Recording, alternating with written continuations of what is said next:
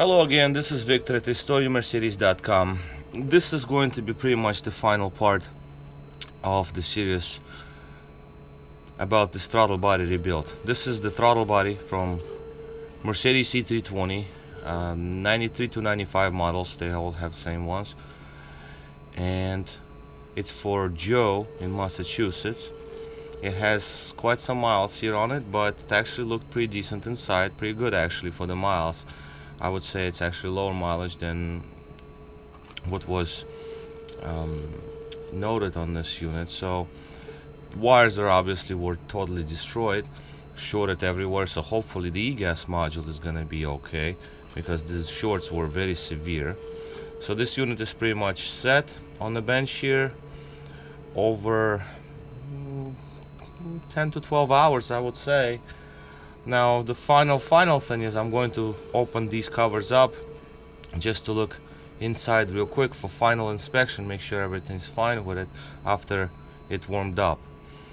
Okay, so let's continue with the final readout. This is the readout here. We got the voltages coming from potentiometers along with micro switches.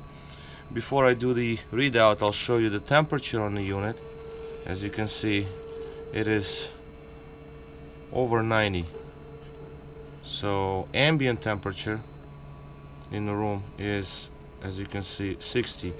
It's cold. It was cold in New York here overnight, so this is what we have on the readout. So over 90.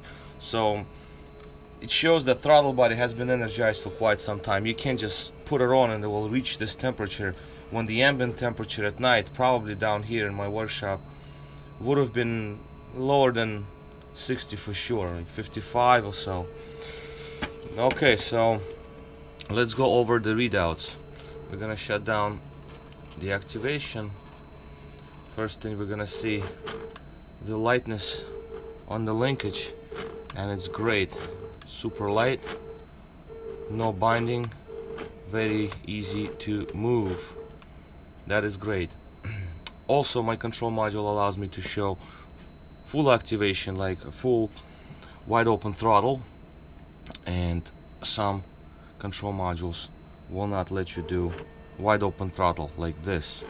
So at idle we're usually supposed to see about 4.25, 4.26 and 4.47. so this is right in the middle of the range, 0.4 to 0.6. We're pretty much in the center here. Now micro switches, don't mind them jump. It's a software, it always does that. It's just the way it is.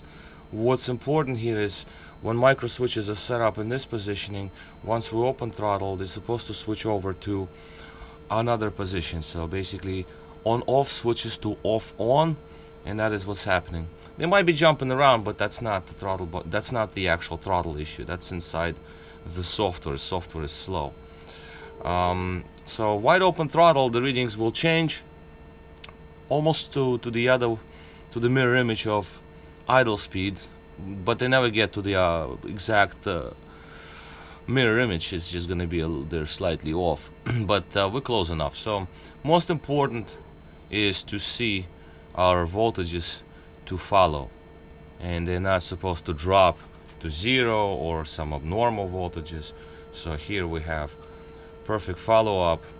When you move the throttle linkage, voltages do follow. As you can see, by slightly moving the linkage, voltages do follow, and that's what's important. If these fail at some point of time, then throttle will go into limp mode.